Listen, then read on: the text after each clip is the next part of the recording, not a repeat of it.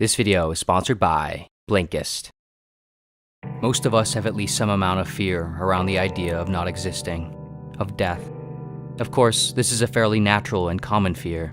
Seemingly far less common, however, and perhaps at first somewhat bizarre sounding, is the fear of existing.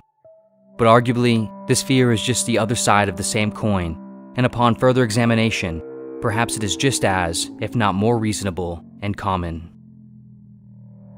Once you are born, there is no escaping.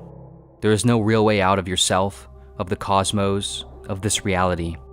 Not even through death can one escape themselves or reality. Even if death is the end, then at that point, there is no one even there to escape or escape from. You are either you or nothing. In all cases, no one is escaping themselves or the conditions of this reality. And of course, perhaps death is not nothingness. Perhaps it is everything over. Perhaps it is a heaven or hell. Perhaps it is another form of existence. Perhaps it is something completely beyond our comprehension. No matter what, once you are born, you are ultimately and absolutely stuck inside this reality, stricken to its conditions and the limits of your ability to perceive and comprehend it. Naturally, one is left to wonder and tremble over what all this is, where it all comes from, what's out there and around us. Howard Phillips Lovecraft was a 20th century American horror and weird fiction writer who deeply knew the fear and disquiet elicited by the fundamental nature of our existence. His work would go on to form the philosophy known as cosmicism, which essentially argues that there is no identifiable divine presence or meaning in the universe, and humans are an insignificant, deluded, ignorant, and vulnerable species trapped within it. Rather than vampires, classical monsters, or serial killers, the terrifying entities and objects of fear in Lovecraft's stories are the unknown, the things we cannot perceive or comprehend, but lurk in the infinite vastness of the cosmos, behind and within our reality, or within the very nature of reality. The oldest and strongest emotion of mankind is fear, and the oldest and strongest kind of fear is fear of the unknown, Lovecraft wrote. In his short story, The Call of Cthulhu, a giant, indescribable entity, referred to as Cthulhu, exists dormant deep in the Pacific Ocean. Cthulhu possesses unfathomable power, affecting various people and groups across the Earth, destined to eventually rise up and take control over the planet, though no character in the story can ever truly see and comprehend it, as it is only capable of being encountered partially through dreams, works of art, or in the minds of the insane, its form extending beyond regular human conception. Like many of the entities throughout Lovecraft's stories, Cthulhu is a being a part of a group known as the Great Old Ones, which, along with other entity groups, are beings who inhabited the cosmos and Earth deep into the past, who only partially exist in our world and dimensional acuity, if at all, and their nature and motives are largely unknown and unknowable. The entire mythology surrounding Lovecraft's literary world would later become named after this entity, now known as Cthulhu Mythos. Of course, what makes these stories and entities so unsettling is what they point to about our own existence. What do we see and experience right now that we have no idea are the results of some being, some phenomenon, something beyond our comprehension? What might await us in the future or after death?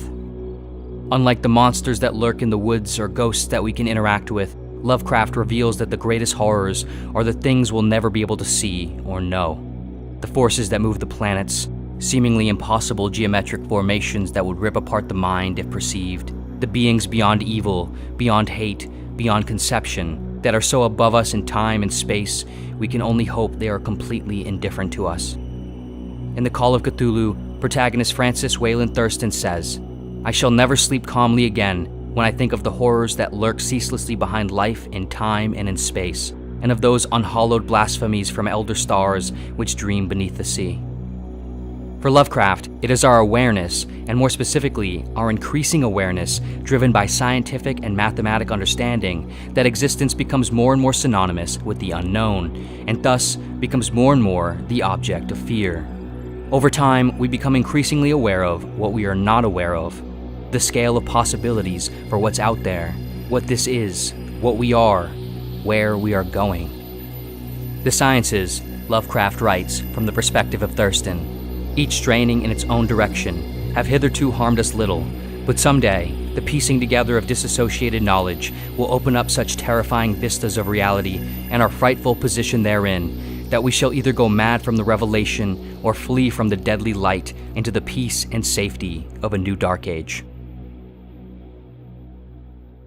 Contemporary American horror writer Thomas Ligotti, who was greatly influenced by Lovecraft, argues in his philosophical nonfiction work, The Conspiracy Against the Human Race, that humanity is inherently aware of this sort of horrific nature of existence, but copes by denying it, ignoring it, rationalizing it, or suppressing it through methods of distraction, escape, or striving toward ideals. It seems evident that very few people can simply sit still. Children spin in circles until they collapse with dizziness. Ligotti writes, "Arguably, it is here, everywhere we find humanity's attempt to escape, deny, turn away from, suppress, or ignore the very nature of reality, that we find, at least in part, an indication of humanity's fear of existence. It is good to be a cynic, it is better to be a contented cat, and it is best not to exist at all," Lovecraft wrote. This quote, though seemingly straightforward, points to something even more unsettling and eerier about existence.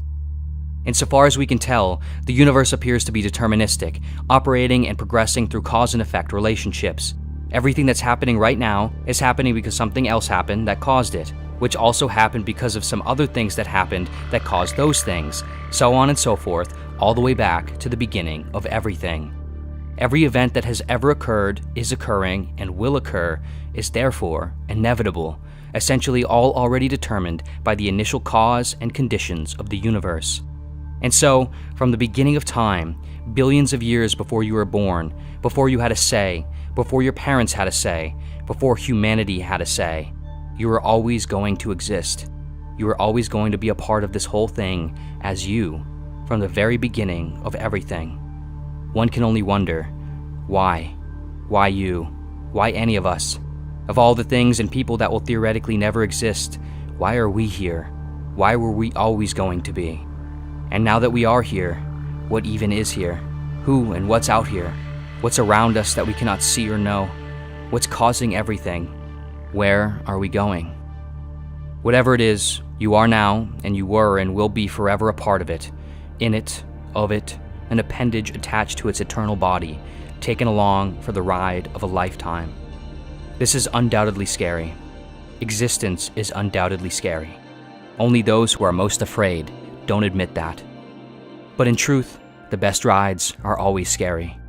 That's precisely what makes them worth going on, to push the boundaries of what is possible to experience and feel, to face the fear, the instinctual resistance to the sense of uncertainty and discomfort, to scream and laugh and cry. And when the ride is over, whether it's for good or you are sent off into another line for another ride, we can step off with grace and hopefully the remnants of a smile that was put on our face because we were afraid. But we did it anyway, and we had the chance to.